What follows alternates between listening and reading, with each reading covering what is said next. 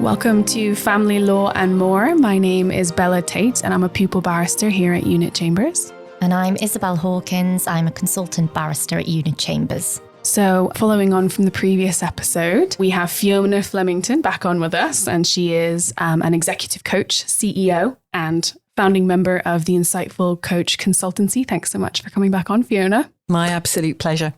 And today we're going to be applying the knowledge that we learned in the last podcast about what the different types of imposter syndrome are, with how we can manage our imposter syndrome and be the best that we can be.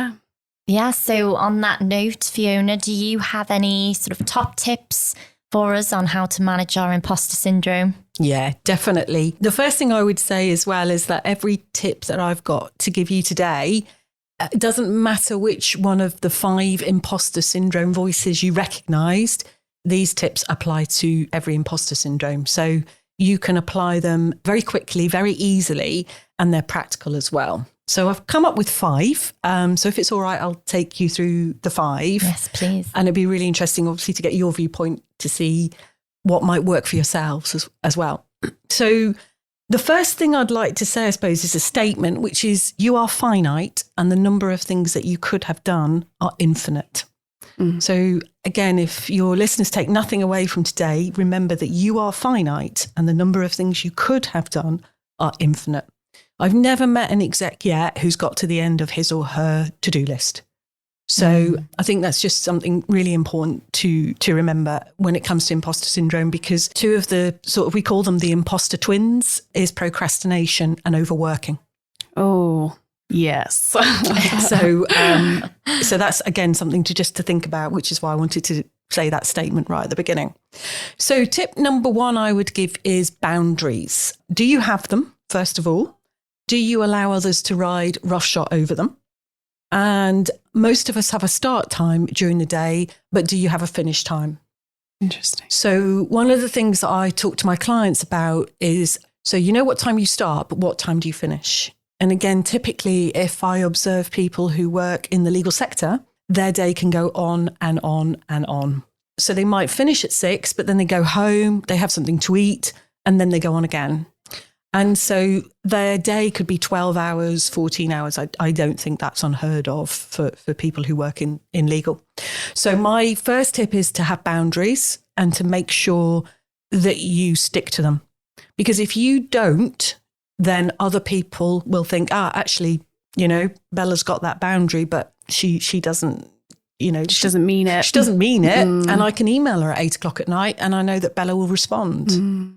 So, yeah. Oh, that is speaking to us. That's just rife. I mean, that is the life of certainly a barrister. We're all self-employed.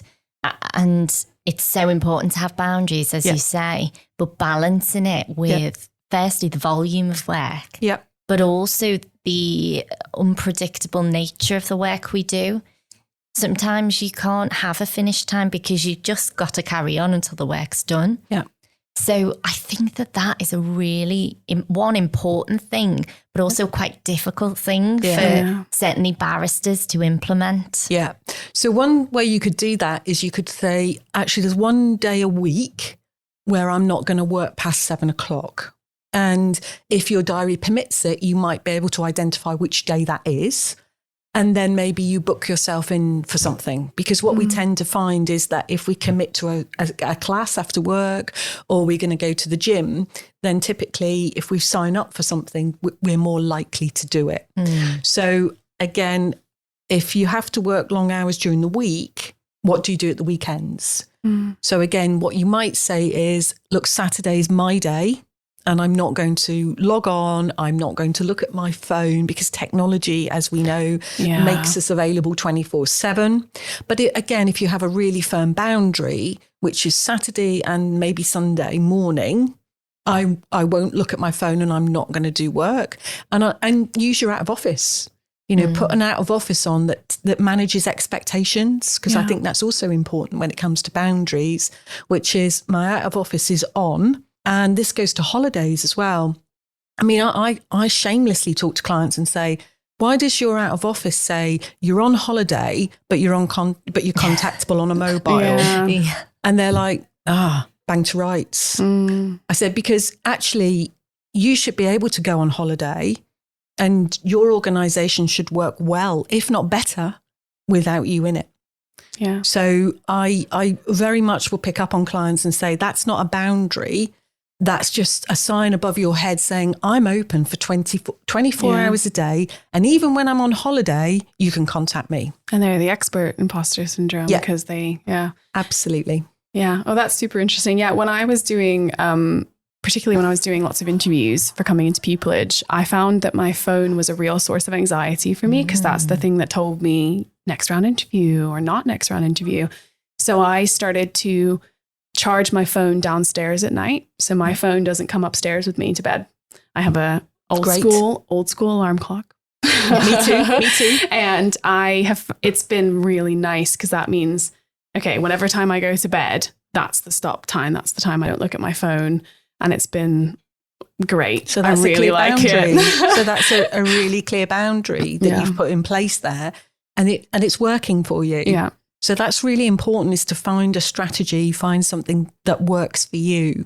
And I actually find myself like delaying going downstairs in the morning because I know that my phone is waiting for me. I do think that is an important link there between it being a source of anxiety, but also sort of needing it. And I find that because I do feel like I'm sort of open 24/7 a day because I have my emails come through on my phone. And if I have my notifications switched off, I feel really anxious because I think, if something urgent comes in or something important. So sometimes I'll wake up in the middle of the night, just check what time it is on my phone and see these emails that have come through from other barristers or other professionals who were up working at 1, 2 o'clock in the morning. Yeah. And then, well, that's it. You're not getting back to sleep after that. So I do wonder if I should probably implement some of these boundaries, maybe just at night. I think if you just do one thing, and exactly to your point, Isabel, you do it at night, you send a very clear message out, which is actually, I'm prioritizing my sleep. I'm prioritizing myself because tomorrow I've got another big day. Yeah. And I've got to function ideally on 7 hours sleep. And to your point, if you wake up in the night and you go to your phone, you're off to the races. Your brain's taking you back to work, and then you're focusing on work, and then you're not focusing on yourself. And again, I think it's really important for young females in the legal profession like yourself to set an example where you can.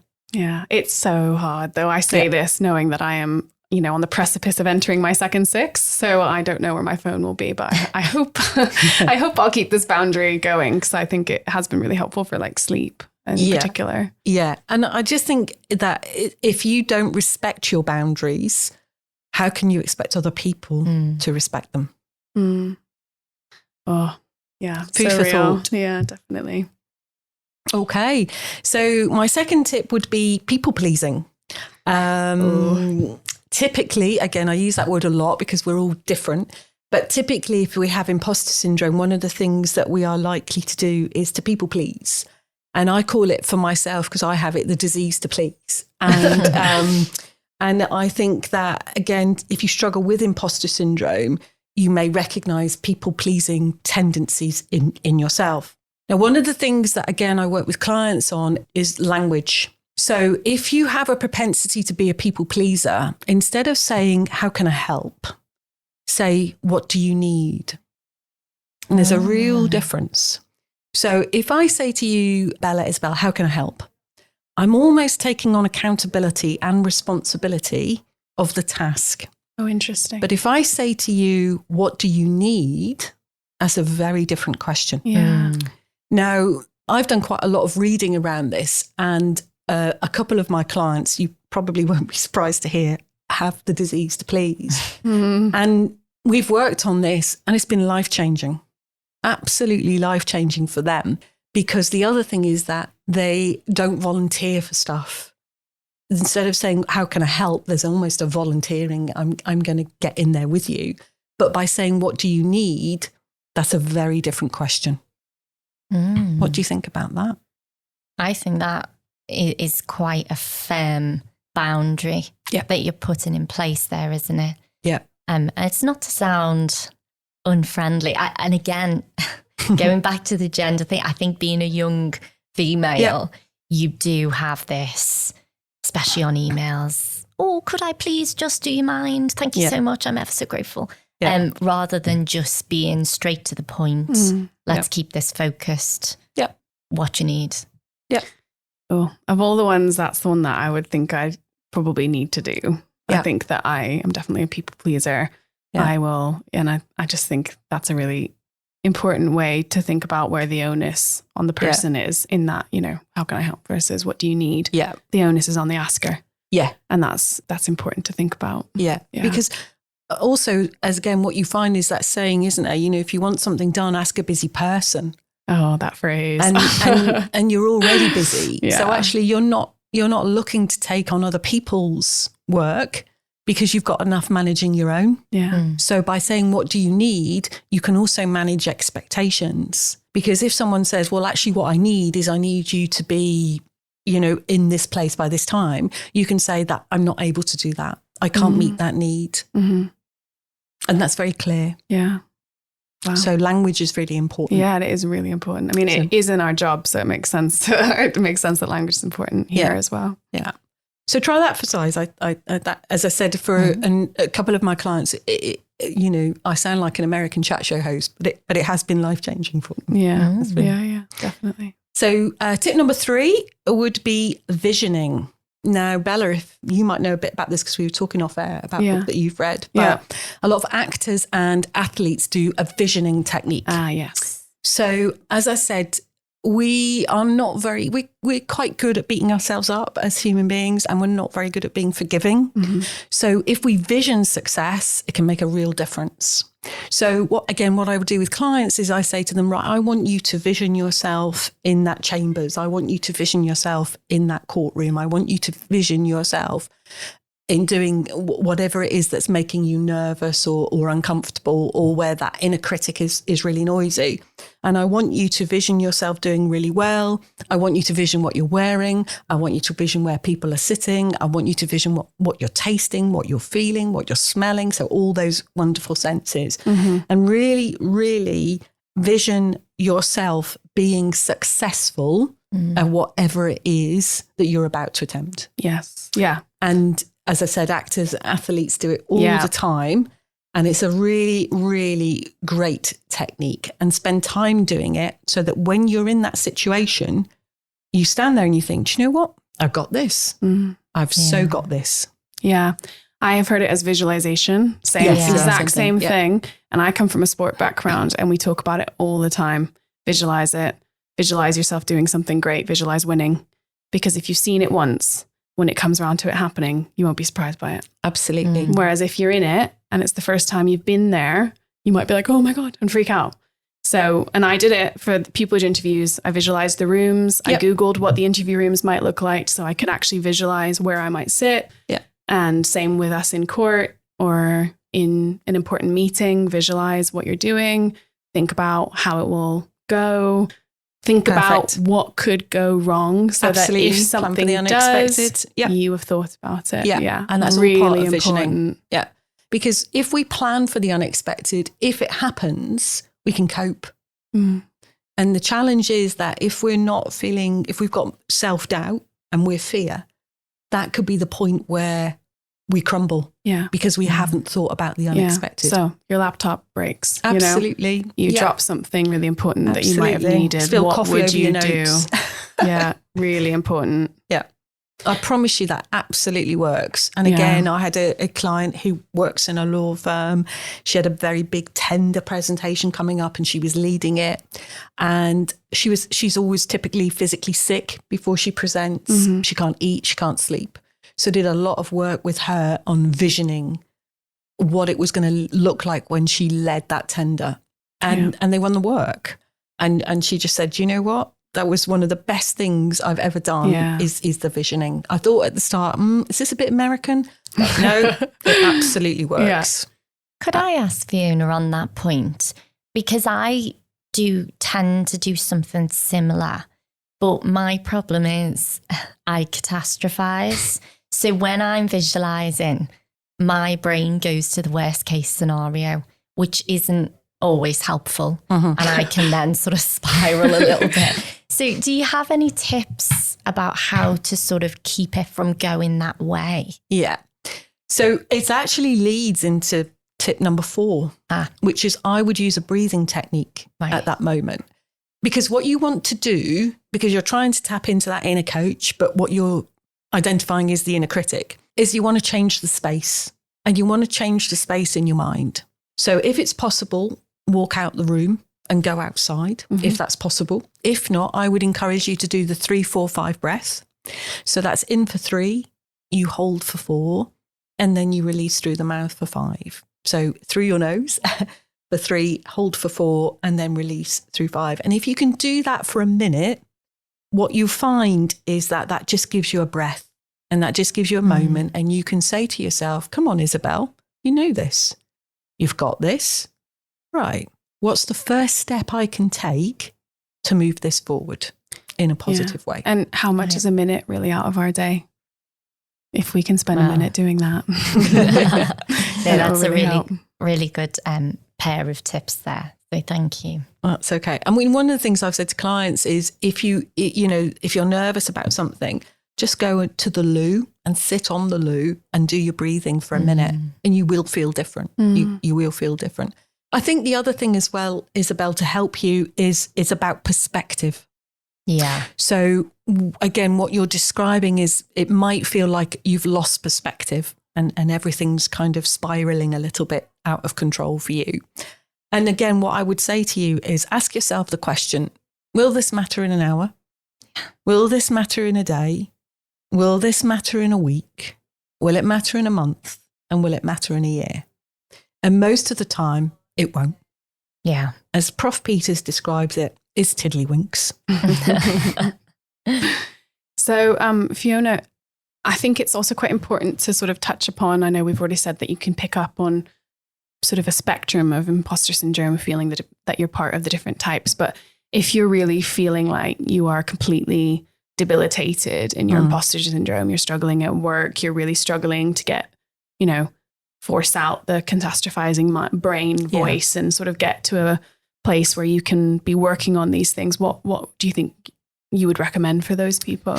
Well, first of all, and a shameless plug really, but I would say hire an executive coach. Hire someone who understands your context. Hire someone who can help you. Ask them, have you had experience of working with people before who have worked with you on imposter syndrome? How have you made a difference to them? And any executive coach should be able and would be able to answer them very clearly, and even say, here's a couple of clients you can phone to get testimonials. Because sometimes you've done everything you can, but it's just not where it needs to be. And again, I always think with an executive coach, they're your cheerleader. Right. They're the people who are going to come along and they're going to go, do you know what? You have got this. You can do this. And together, I'll help you support you to do that. Okay. So I would say that. I'd also say, if it's impacting your mental health, then you might want to engage in some counselling, some psychotherapy, or some CBT is also incredibly helpful as well. Yeah. And again, I've met clients where I've said to them, actually, you don't need coaching, you need something before that. Yeah. So counselling or CBT, I have a couple of friends of mine who are psychotherapists, and they might have 3 or 4 sessions with the psychotherapist, and then they might come to coaching a little bit later. Yeah. And that goes back to the interplay between anxiety and imposter syndrome. And if, you are suffering with anxiety, that's a separate issue. Although there is an interplay, you will need to deal with the anxiety sort of first, won't you? Yeah, there's absolutely. layers. Yeah. And as I referred to in the first episode, have a think about the prescription that you want to write for yourself, because you have control. You have control, and you can do certain things that will help you. Even just a simple thing like having a really positive morning routine. If your morning starts off badly, chances are the day isn't going to go quite well. Yeah. But the morning routine that I have, for example, is I don't switch my phone until 7:30, and I get up, I make myself a cup of tea. I usually take it back to bed. I might do some reading. I might listen to a podcast. Yeah. And so I have a really gentle start to the morning before the chaos ensues. Interesting. Oh, yeah. All right. That might be a really good place for us to have a little break and hear about what is coming up on Family Law and More in the next episode. On the next episode of Family Law and More, we will be welcoming Dr. Kate Helene, a consultant chartered clinical psychologist, to talk about the hot topics in family law and psychology. Subscribe so you don't miss out. Right, welcome back. Thank you so much, Fiona, for being with us still. I would love to sort of continue our conversation now about what I would sort of call confidence work and how that can interplay with imposter syndrome. We sort of previously touched upon visualization, which is definitely one of the tips and techniques of confidence work. But do you think that there's a good middle ground between the two, or what are your thoughts on confidence work and imposter syndrome? I'd say with confidence, the first thing I'd say about it is it goes up as well as down. So sometimes clients will say to me, I used to be really confident and I seem to have lost it. And actually, it's okay. Well, let's explore that. Let's have a look and see what's changed, what's happened. Maybe their context is different and why they feel that they might have lost some confidence somewhere along the way. I'd also tap into their belief system and say, what beliefs do you have about yourself? And what beliefs did you have about yourself then versus now? Because sometimes, again, we're very good at self-sabotage. And so our belief system, it can be out of date. And the way I describe that to clients is it's like, if I gave you a map of Liverpool and it was 10 years out of date, you'd really struggle to find your way around this city. Yeah. But if I give you an up-to-date map, you can find the places and where you want to go.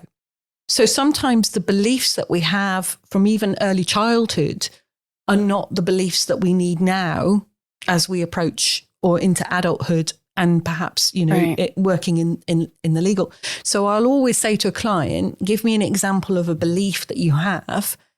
How's that impacting your confidence in a negative way? And do you want to work on that belief and think about changing that script? Yeah. And so, as I said, it's like having a map that's 10 years out of date. It's no longer serving you. So let's have a look at belief systems that will impact you, change those belief systems, but give you the confidence to then do what you want to do and do what you need to do. And I don't know about you, Isabel, but I'll often sort of get a comment saying, oh, you're really confident. And I can feel it in some areas of my life, and then I'm not confident in other areas of my life massively.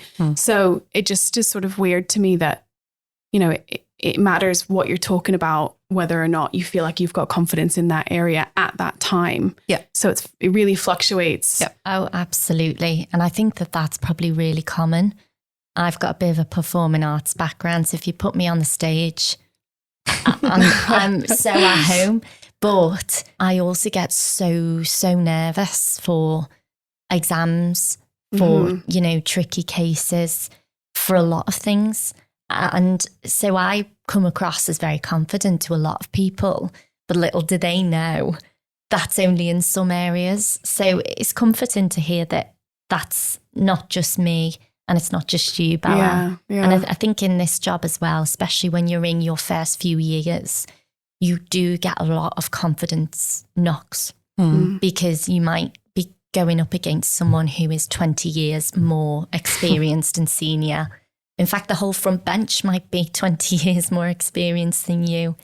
And yet you're in there on your own. You've got a client relying on you. And things like that can knock your confidence if you don't feel that you have the same knowledge or experience or skills as the other advocates.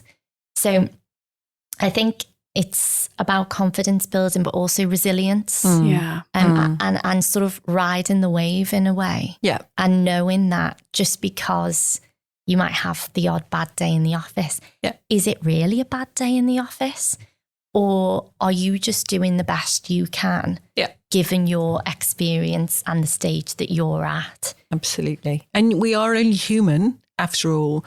And we do make mistakes. And in fact, a failure, as we all know, means that we become better.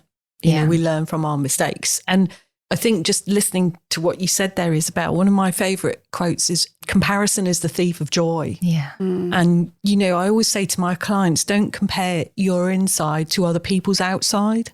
And oh, that's very good. Yeah, because social media as well, in particular, when we engage with it, everybody presents this perfect life. And that's not reality for any of us. So don't compare your inside to other people's outside is something I would really encourage your listeners to take away from this. Great. Absolutely. So we do have some resources that Fiona has very helpfully gathered together for us. And we also have some from our researcher, Elisha Tax. So thank you, Elisha. All of the resources will be listed in the show notes for today's episode. But Fiona, do you have any in particular that you want to highlight on the episode? There's a couple of talking books that I would, you can obviously read them or listen to them. I do both. I love books. I think they're just such a great source of knowledge. And the one I definitely recommend is Imposter Cure by Dr Jessamy Hibberd. And it's brilliant. And it covers a lot of the areas that we've talked about today, but goes into a lot more detail. I'm also a massive fan of Professor Steve Peters. You may know his book, The Chimp Paradox. And I just love Prof. Peters. Everything he does and he says is absolutely spot on. And I'd encourage everyone, if I had to take a book on a desert island, it would be The Chimp Paradox. Nice. Fabulous. Well, on that note, it's now time for our little roll the dice game. Bella's going to do it today. So let's see what she rolls. Roll that dice. Go on, Bella. Okay. Bubble bath and beer. So, Bella, what is your bubble bath and beer? Or in other words, how do you wind down after a tough day? So I think it's really important to lean in when you've had a bad day to something that makes you feel better. And depending on the mood, if I'm feeling pretty sort of like high level anxiety, I want to work that out. So I'd probably go to the gym, but more importantly, go to the sauna after the gym and then go home and have something nice to eat and, leave my phone not with me on the sofa so I can have a bit of time not reading my emails and just sort of unplugged. But bubble bath and beer was my add to the dice. So I think probably bubble bath and beer might be my other answer. Not bubble bath in beer as we were laughing about earlier. But yeah, those would probably be my unwind at the end of the day. Great. Well, thank you so much, Fiona. It's been an absolute pleasure to have you on the podcast, sharing all your wisdom with us. Fiona has a website if you want to check that out. Yeah. So the website is www.theinsightfulcoach.co.uk. I am based in Liverpool, but obviously, as we all know, I do remote and online. I do online. And one of my favourite ways to work with clients is walk and talks. Oh, so great. When you walk, you talk. Absolutely. And so quite often in the Northwest, I'll travel or the client will meet me halfway and we'll do a 2-hour walk and talk session. And there's nothing better than being outside, rain, weather permitting. And again, I'm a big advocate of if you are struggling with imposter syndrome, just 5 minutes outside in nature can really make a difference. Fabulous. Fantastic. Yeah. Well, thank you so much, Fiona. And thank you everyone for listening. And also thank you to our researcher, Elisha Tax. And if you want to hear more from family law and more, and we've got some really exciting episodes coming up, then please subscribe on any major podcast platform and leave a review. And we're also on all major social media platforms, so come give us a follow, and we encourage you to send in any suggestions or ideas you have. All right, see you next time. Bye.